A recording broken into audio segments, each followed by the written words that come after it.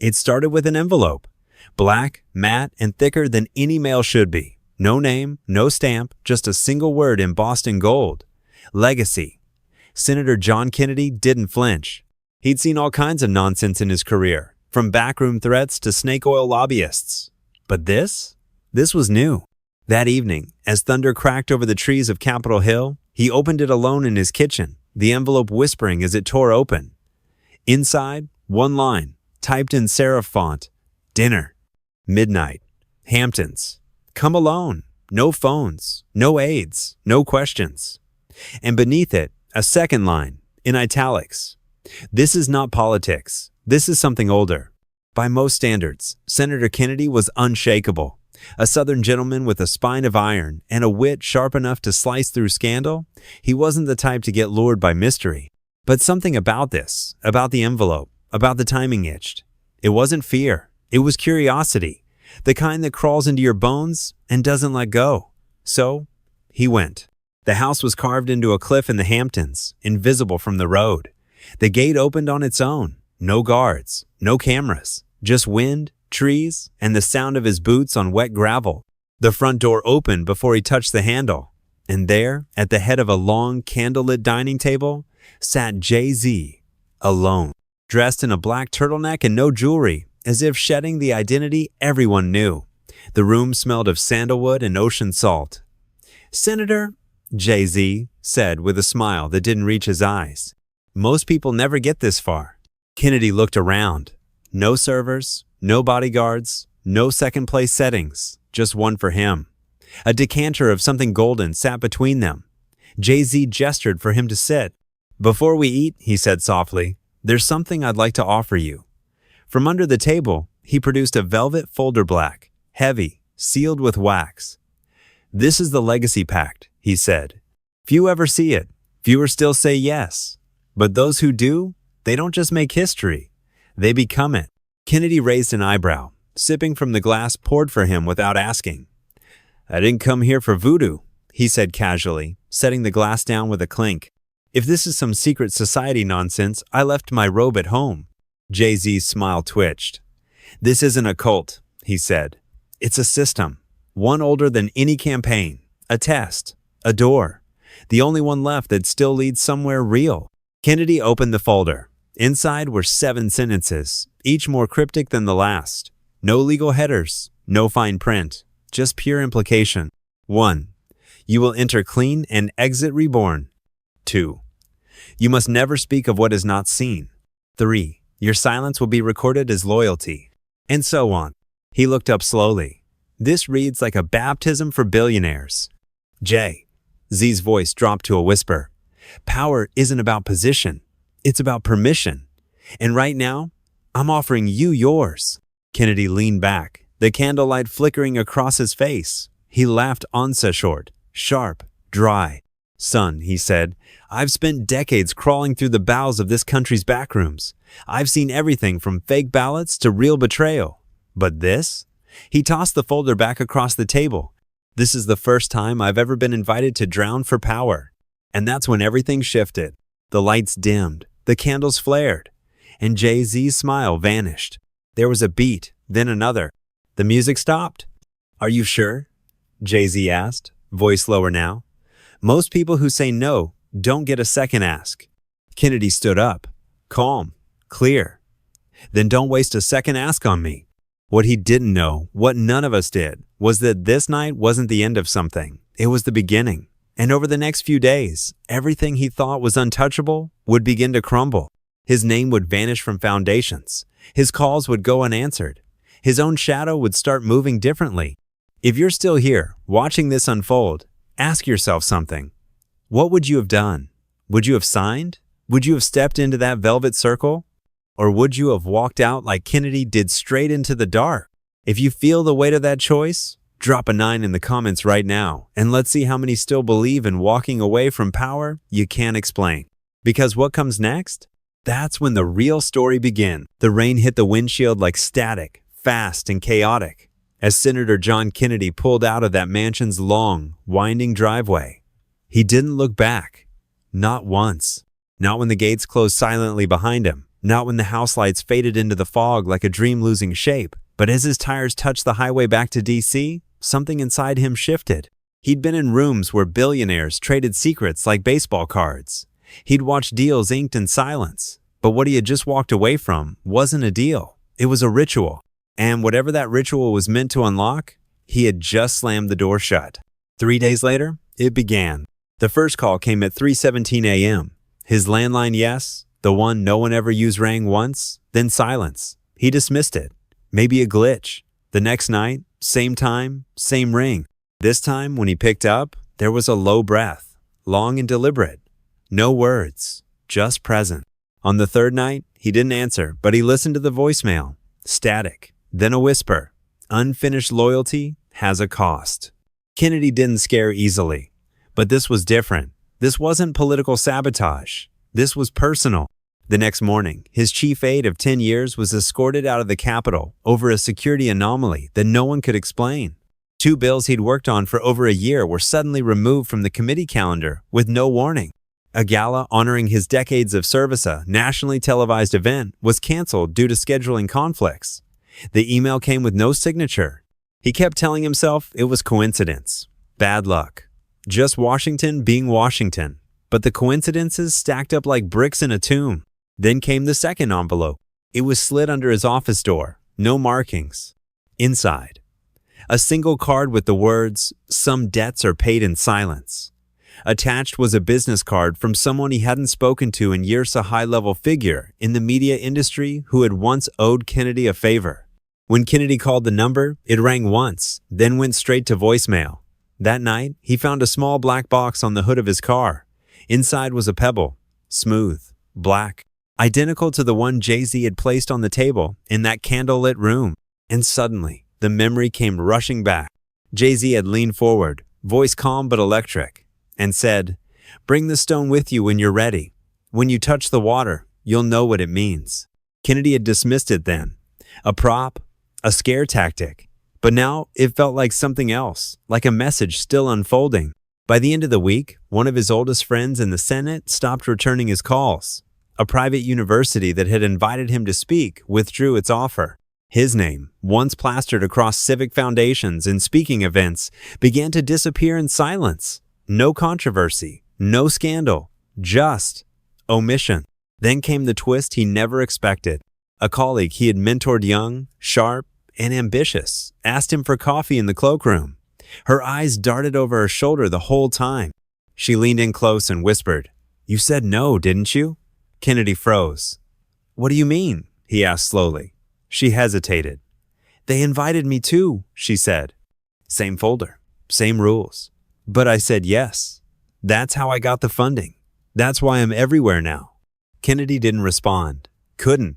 She just placed her hand on his arm and whispered, "Be careful. They don't erase loudly. They just stop writing your name." He walked back to his office in a fog. Everything he had believed about merit, legacy, reputation, it was all being rewritten in real time. And for the first time in years, he questioned whether silence had been the right response. He hadn't signed anything, hadn't agreed to anything. And yet the walls were closing in like he'd committed a crime with no witness. That night, he sat in his study, the black stone in his palm, rolling it between his fingers. He stared at the fireplace, unmoving, the glow dancing across the glass of untouched bourbon beside him. The line from the envelope echoed in his mind. "This is not politics. This is something older." He whispered into the room, half to himself, half to the shadows. What the hell did I just walk away from? And somewhere, out there in the silence, someone or something was listening. The following morning felt colder than usual, even though the sun was shining. Senator Kennedy's housekeeper noticed he hadn't touched his breakfast. The usual crisp bacon and black coffee remained untouched on the table, steam curling in silence. He sat in his study again, staring at the black pebble resting in the center of his palm like it weighed 1,000 pounds. It wasn't fear, not quite. It was realization. He hadn't walked away from an opportunity. He had walked away from a contract no one else dared to refuse. By noon, the whispers had started. A major media outlet ran a sudden op-ed suggesting that Kennedy had become erratic, citing anonymous sources. A late-night talk show made him the punchline of a segment about senators who lose their grip. But what truly shook him wasn't what people were saying it was, who wasn't saying anything at all. Allies who had stood by him for decades were suddenly quiet, cold. Emails went unread. Messages were met with polite but hollow replies. One by one, the pillars of his influence were being quietly removed. And then came the vault. It started with a message. No sender, no return number, just a sentence. If you still want answers, come see the system.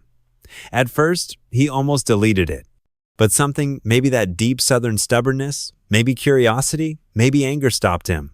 He replied with a single word. When? An hour later, a driver showed up in a black car. No plate, no ID.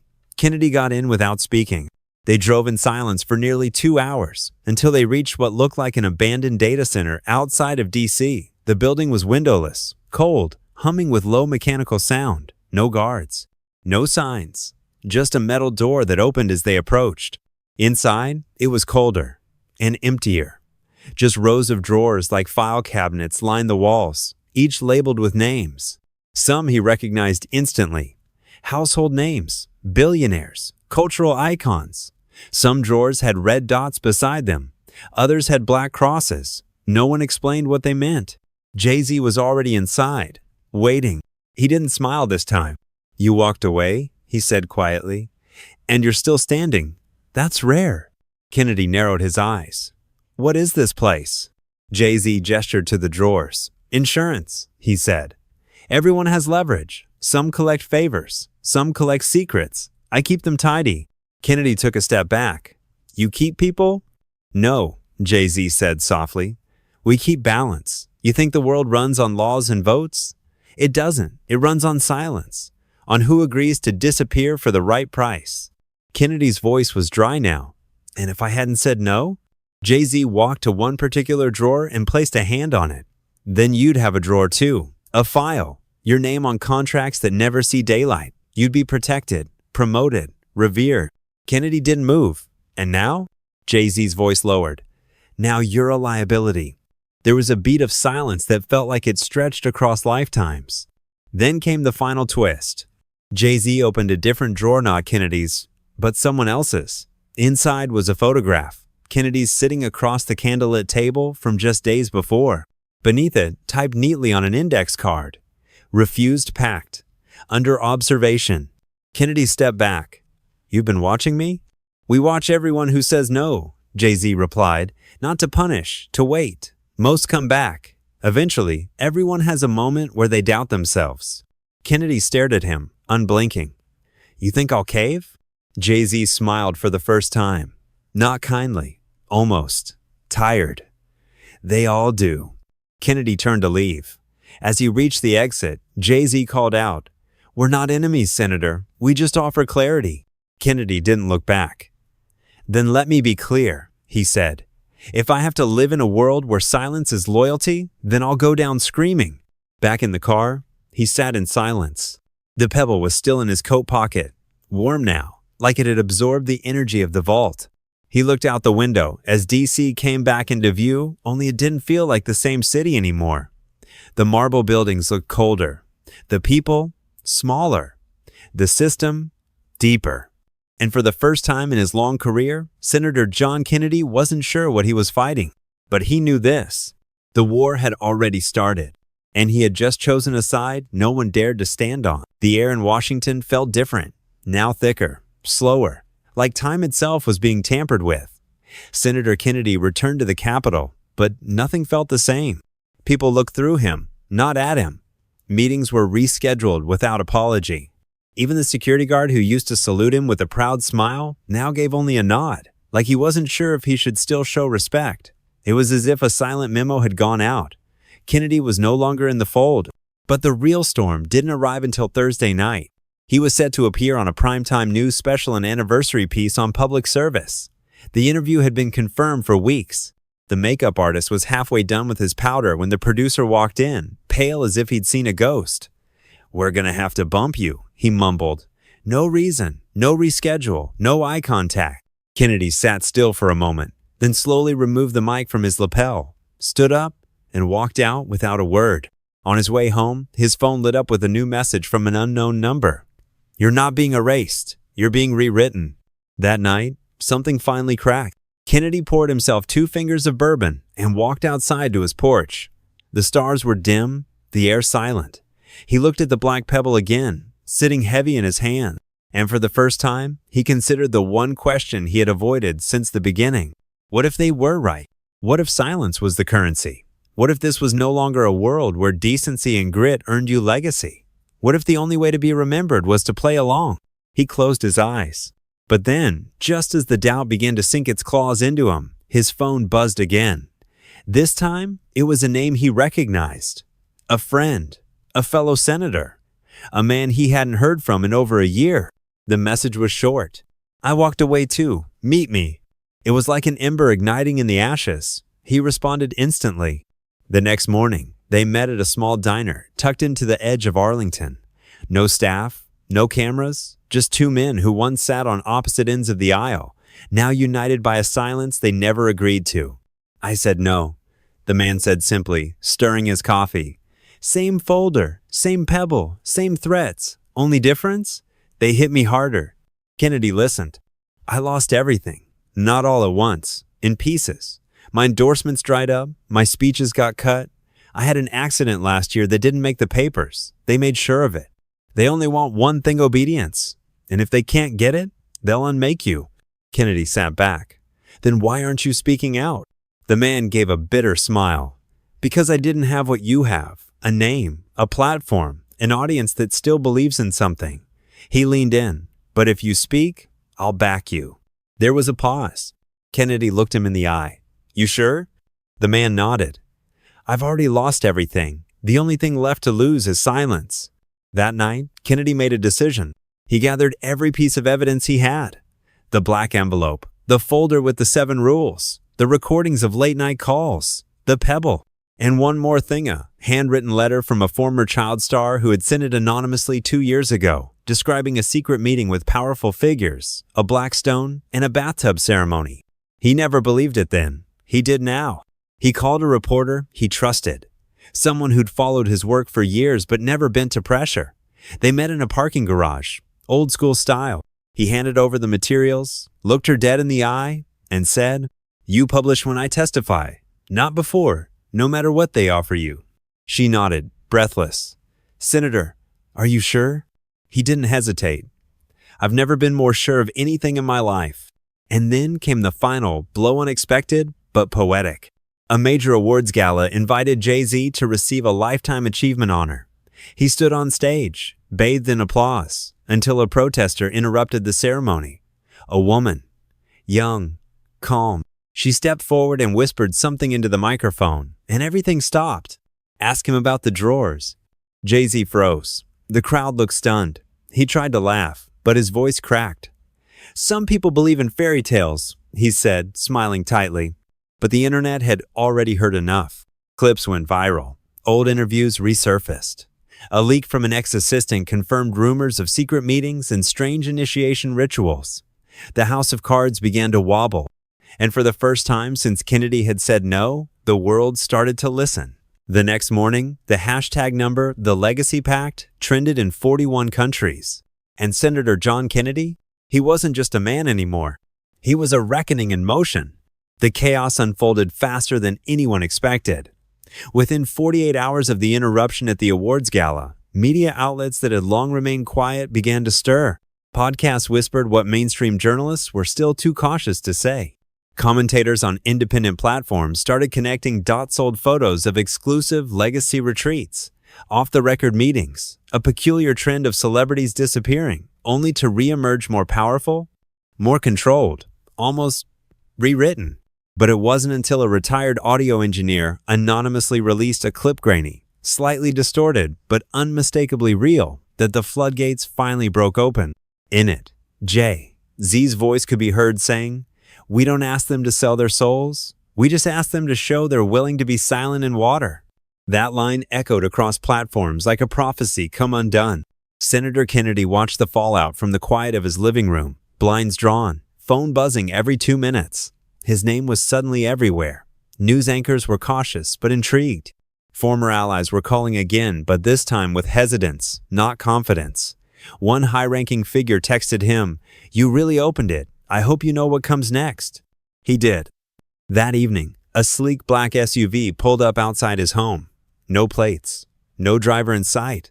A knock at the door. A man in a sharp suit, face unreadable, handed Kennedy a sealed envelope and walked away without a word. Inside was a single sentence, printed in perfect serif font. "We don't need to destroy you. We just need to replace you." And for the first time, Senator Kennedy smiled, because they were too late. The story had already escaped. The reporter he trusted had gone live with a long-form expose titled "The Pact: How Silence Became the Most Valuable Currency in the World." It featured redacted testimonies, timelines, quotes from anonymous sources, and even a grainy photo of the vault drawer's names blurred, but the shape too distinct to deny. By midnight, the video had reached 10 million views. By morning, double that. And just as the story began breathing on its own, Jay-Z's world started collapsing in real time. A scheduled press conference was mysteriously canceled. 3 sponsors for his upcoming media venture quietly pulled out. A studio set to release a major film backed by his company suddenly paused for reevaluation. But the moment that shattered the illusion came during a surprise interview attempt outside his Manhattan office. A journalist, breathless, shouted, "Do you deny the existence of the Legacy Pact?" Jay-Z paused. The cameras were rolling. His publicist whispered in his ear, but he ignored her. He turned slowly and said, "There is no pact." But his eyes betrayed him. The clip froze at that moment and spread like wildfire. Comment sections exploded. Some believed him, many did not. And a new kind of war began not of bullets or ballots, but of truth versus control, of whispered history versus broadcasted defiance. And through it all, Senator Kennedy remained calm. He gave one interview. One, sitting in a leather chair in front of an American flag not for politics. But because truth still needed root, she stared directly into the camera and said, "I said no because I still believed in a version of this world where dignity mattered more than power, where a legacy was something you left behind, not something you bartered for. I didn't say no to fame. I said no to silence." The interview aired during prime time and was watched by millions.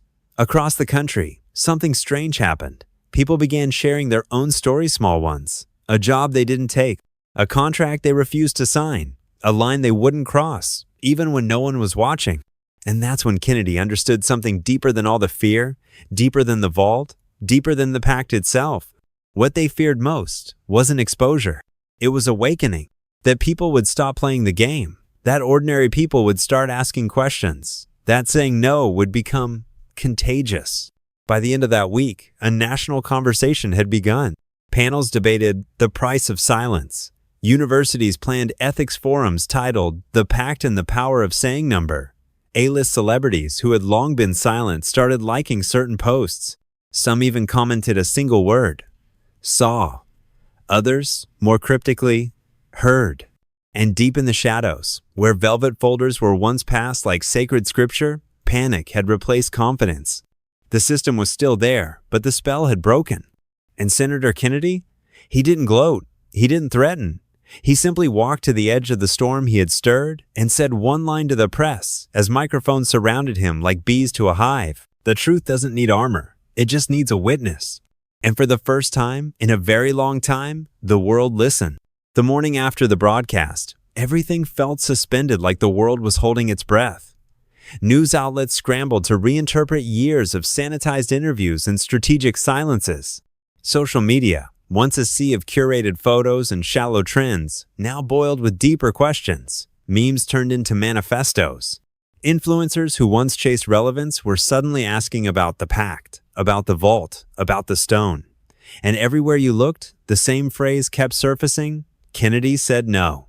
But inside his modest Virginia home, Senator John Kennedy wasn't celebrating. He sat at the edge of his bed, tie loosened, a legal pad in his lap, half-written thoughts scattered across the page.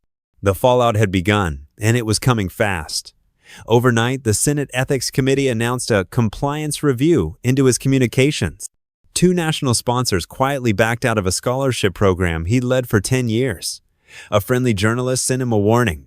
"They're digging now. Stay sharp." He expected it. He accepted it. And yet, it stung not because of what he lost, but because of what it confirmed. The system didn't fear exposure, it feared clarity. It feared people waking up and seeing the machinery behind the fame, behind the titles, behind the curated power. Later that day, he received an unmarked package. Inside was a single item, the black stone. Only this time, it was cracked. There was no note, no threat, no explanation, just a symbol, an ending, or maybe a warning. He held it in his hand, turned it over slowly. It was warm, almost too warm as if it still carried the residue of every story that had been silenced before his. But now it was fractured, imperfect. Something had broken. And in that imperfection, he realized something profound. The stone had never been about power. It had always been about submission. And now it was just a rock. That evening, he stood at the podium of a crowded town hall, not a televised debate or a staged press event, but a room filled with regular people. Factory workers, teachers, young activists, veterans. People who had nothing to gain from saying yes to systems that demanded silence. He didn't use notes. He didn't need to.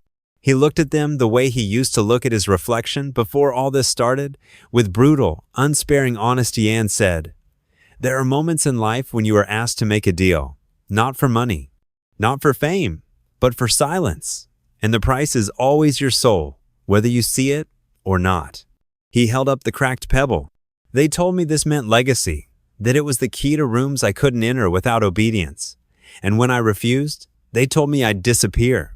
But let me tell you, something legacy isn't about who remembers your name. It's about why they remember it." A hush swept over the room. And then came the most powerful moment of all, not because it was loud, but because it was so terribly quiet. He leaned forward. "There's a reason they called it a pact and not a contract. A contract protects both sides. A pact? A pact expects blood." He stepped away from the podium, placed the cracked stone down on the table, and simply said, "I'm not playing anymore." The crowd didn't erupt. They just stood, one by one, quietly, respectfully, united in something that words couldn't fully capture. Because in that moment, they weren't just witnessing a man who had said no. They were witnessing a man who had survived it. And in that survival, there was a lesson for all of us. A lesson that echoed long after the microphones were turned off and the headlines moved on. That sometimes the most radical thing you can do is not comply. Sometimes the bravest legacy isn't built in fame or fortune or flawless reputation. It's built in cracked stones, broken systems, and the courage to walk away with nothing but your soul intact. And if you've ever walked away from something powerful, seductive, or easy because it didn't feel right, because it cost too much of who you are, then this story belongs to you too. So ask yourself, would you have taken the stone? And if you wouldn't, drop a 9 in the comments. Let them see how many of us still choose light over shadow, truth over silence, and courage over control, because they can try to erase a name, but they can never erase a choice.